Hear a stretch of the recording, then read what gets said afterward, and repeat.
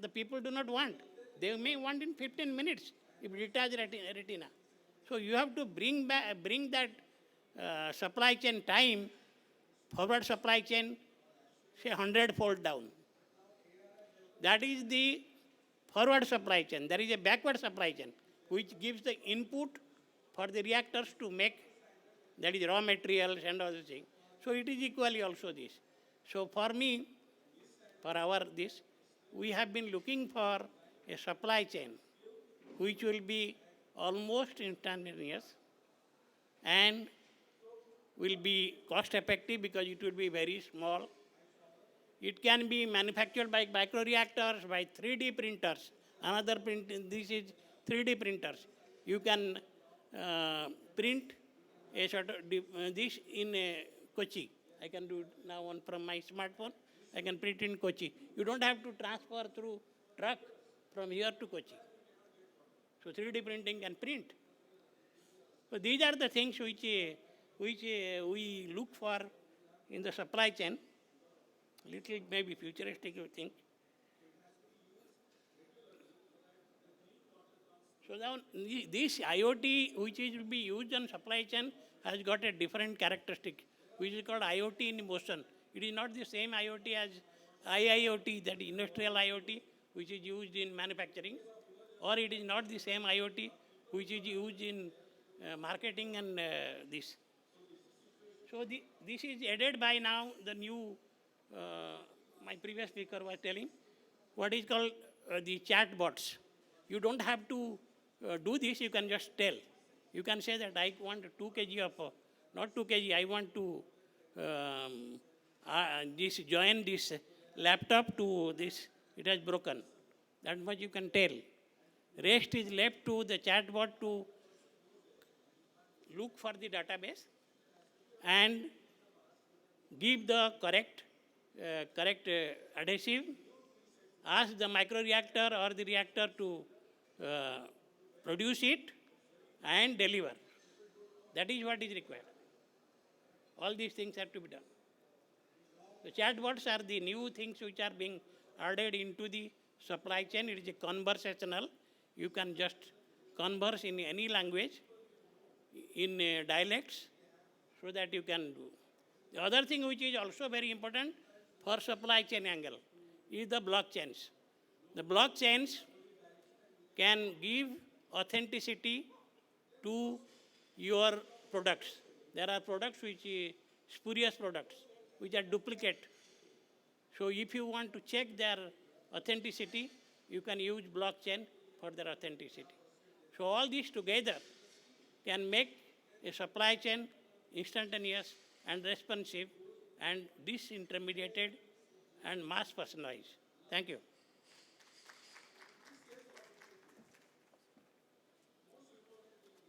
Hi, good afternoon, everybody. I'm Aditya. I represent Athena Supply Chain Labs. So basically, we will talk about IoT, but typically when I look at any presentation on IoT, the first thing we see, either this is coming from Star Wars movies, which looks too good to be true, or it's too much in future, or sometimes when you look at, like for example, these 5 pillars, they stop at the 4th pillar. Implementation is done, data connectivity is there, we can have a lot of data. Not so many companies you would see, like Kapil mentioned for Safex, where they would actually start using the data. So this is one problem which I would say everybody faces. We have a lot of collection, we have a lot of things, IoTs are there, but what to use it? Now, what I would do is, I'll share some examples from a case study. We supported Varuna Logistics, which is a fleet owner, 1,500, 1,600 trucks we have in Varuna. So how they are using IoT or uses of it and how making life better. Now, from perspective of a fleet owner or a logistics service provider, there are 2 things one should be looking. One is clearly the cost, the company efficiency, how do you improve efficiency? And second thing is, which is more important, is how do you improve the customer service? How do you ensure that customer is more satisfied, he's happy, he gets what he's looking for? So few things, if you see, like what customer needs, he needs information in time, whether my trucks are getting late, whether I'm getting all the PODs in time. If you see traditional environment, PODs will take, if not weeks, but at least days to get. Whereas you may have trucks, the moment it enters in in a warehouse, you can start getting alerts with IoT devices that the truck has reached. Now, once you have unloaded, you know that it has been basically like all the goods has been handed over. You can create an EPOD. So those are the smaller aspects, but the bigger things is how long will it take to reach my truck? Will I be able to make 100% placement? Now, in the environment where too much of dependency on manual things, you do not see all these things running up. But like Kapil mentioned for Safex, in Verma, what we could do is create a dashboard. We have a control tower where we could see when exactly a truck will be arriving at specific locations. So we know that what is the placement. Obviously, our systems are connected with most of our customers. So then we can get all the data from our trucks and match it, which trucks will be reaching. And you, before even truck arrives the hub, you would know that this is the next destination. So by doing this, a customer gets better comfort in terms of services, and at the same time you are more efficient. You're not spending the time of the truck in taking a decision when to send it.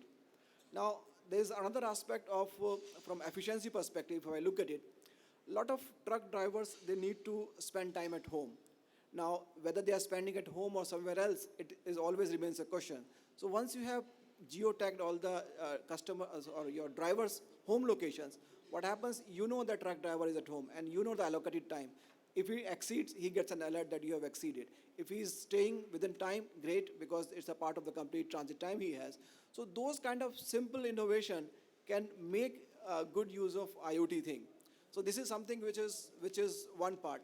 Now, if I'm looking at the another part of efficiency, what you see that one of the bigger problem is accidents, delays, or even from the cost of running a truck is how, is the driver running at optimum speed? Is the trucks, I mean, the tires is one of the bigger costs, I would say, when you are running a truck. Are they getting used correctly? Is he putting a rash brakes and all? So you have nowadays sensor available. We are experimenting with Varuna, that using the driver analytics. With this, you get to see, and you can basically rate your drivers, whether they are in a risk category or they are doing great. So even the remuneration of the drivers are done actually based on their performance, their driving behavior. So one is you ensure that drivers are happy. Second, you ensure that your efficiency is there in the system, your running costs lower down. But the most important again goes that customer ensure that his truck is reaching in time, there is no accident, there is no threat to the company. So these are basically things you can make use of IoT. A lot of things can be done. Very simple analytics can help lot of I would say efficiency. It can drive a lot of efficiency in the whole system. So this is here to stay. Many things like, for example, I'll take electronic locks, or even for that matter, weight sensor we are testing right now. And once you have these electronic locks, you can see the kind of safety a particular truck would have. So you can get alert if there is something going hijacks. You can see whether things can be checked immediately, or you can see the alert and make sure that there is no risk to a shipment. So this is what I would say, that a lot of things are being done, and this is here to stay. Thank you. Thank you, Aditya.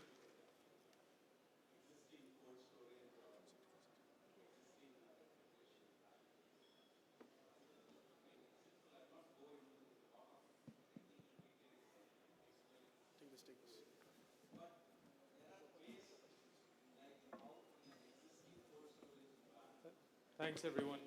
We'll open it up for questions from the audience.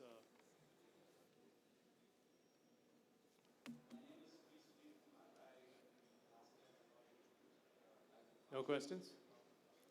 Gentleman there. Go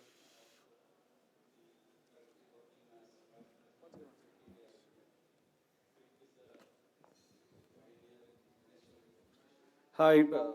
good evening, everyone. I'm Bharat Ranka from Mahavir Transports. We're a surface transport company, been around for the last couple of decades. IoT is something that definitely catches the attention of this generation more than anyone else, you know.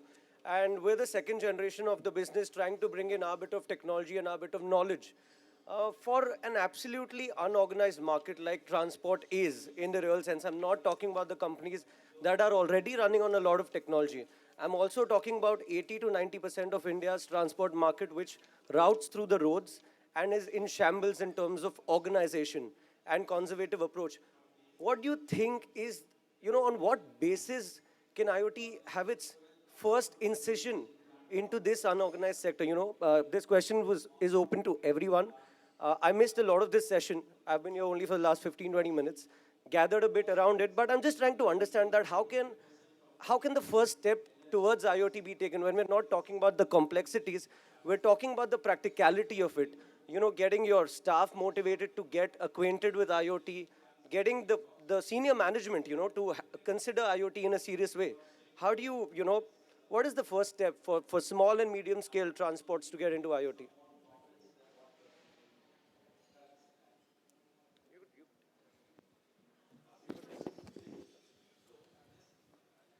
I think your strategy will different at different level you are looking at.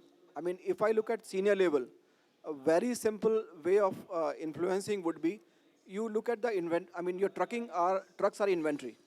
So more inventory turns you have, better profit you would have, correct?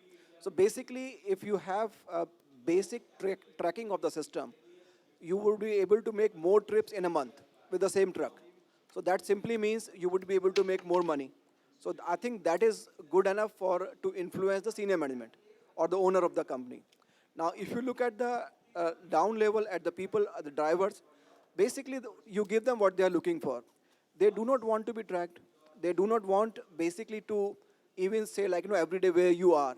So give them a guideline, give them a incentive, which can make sure that, for example, I took example for Varuna, where they need to stay at home. So you're giving them option to stay at home, give them a specific time, let them be happy that way, and make it a part of total transit time calculation. You would still be far off better as compared to what basically you could get otherwise.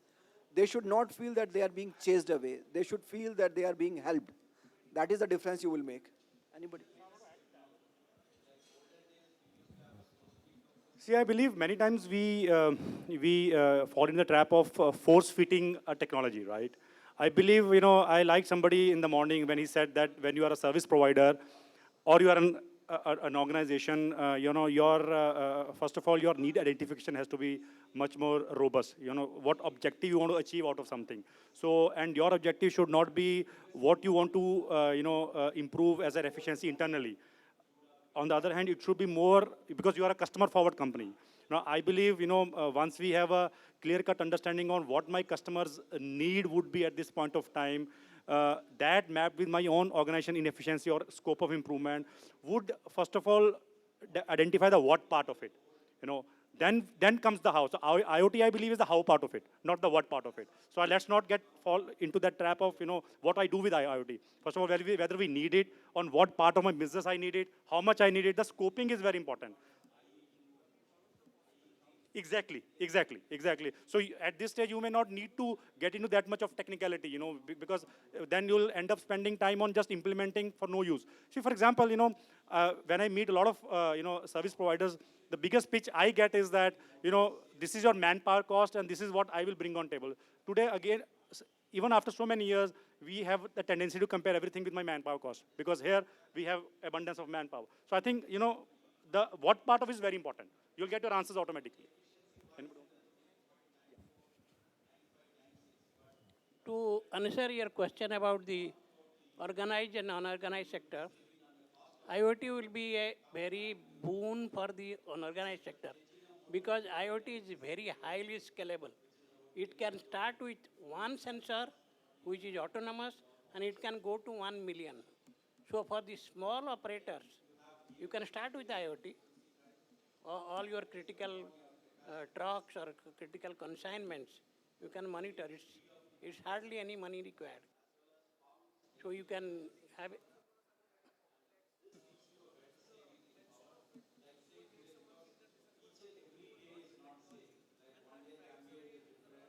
It's not a big technology. It is a small device with a sensor, and you can subscribe to somebody, IoT, AWS or somebody, and they will give you in few minutes.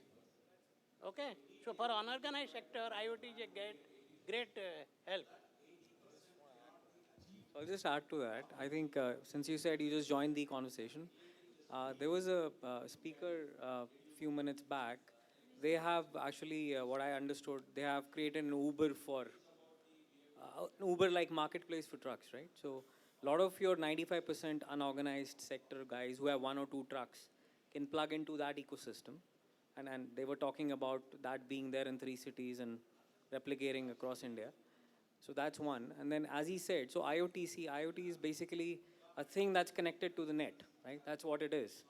So I think where, for your truck guys, right? So the major components, we don't own trucks, but I think the major component for any, the cost of a truck is your tires and your gas, right? The fuel. Okay.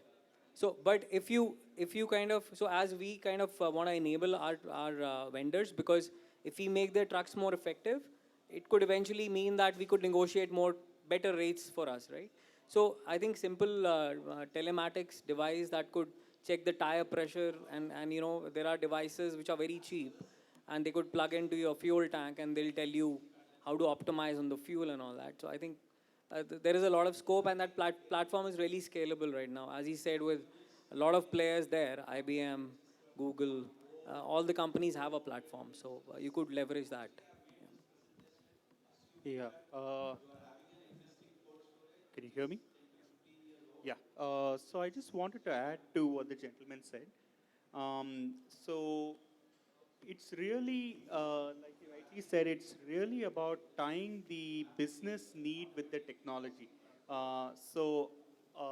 You know, my suggestion to this would be make a list of what are the business challenges you have, what is it that you want to improve on, and what's your business goal. You know, so do you want to get more market share? Do you want to improve your bottom lines? And then figure out where I'm struggling, and then shop for the right technology, whether it's IoT or not. And the second part which you were talking about, which comes to, you know, implementing IoT, you know, it's a big jargon and things like that. I'll give you a very, very crisp example of a non-IoT scenario in our own organization. We went to digitized, you know, we went to digitized receipts for, you know, the entire company. So we all moved from filing paper receipts for our reimbursements to filing digitized receipts. Now, the incentive for everybody to do that was they were getting their reimbursements faster, right? So first you identify the problem, the company problem, and then you tie the people, you find the right technology. And technology is typically easy to implement in these days. For example, you can just download an app, as simple as it is, try it for free, and get visibility on your trucks. And the third part is align the people's incentives to support your business goals and support the technology implementation.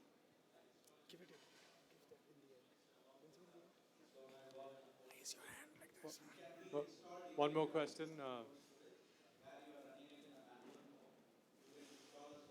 Hi, One good last question, yeah? Yeah. Okay. Hi, good evening. My question is primarily for Roambee officer Premsai Sainathan. Your name, please.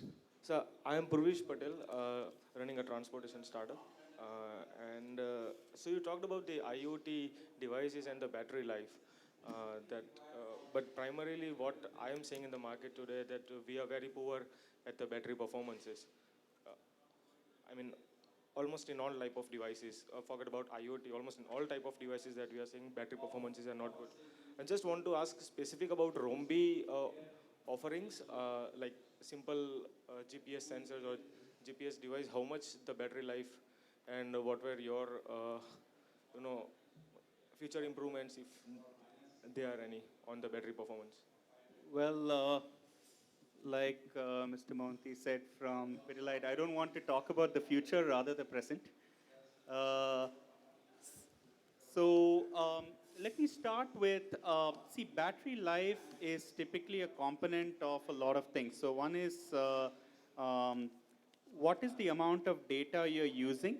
What is the amount of data you're collecting, which is one. What is the amount of data you're transmitting over the networks, which is two, right? So there is a level of battery usage for each of these functions. So again, I want to tie everything back to the business use case. So if I take an example where there is a last mile kind of delivery scenario, I might need data points at every single minute. or maybe even every few seconds to actually see which route they are on to predict ETA.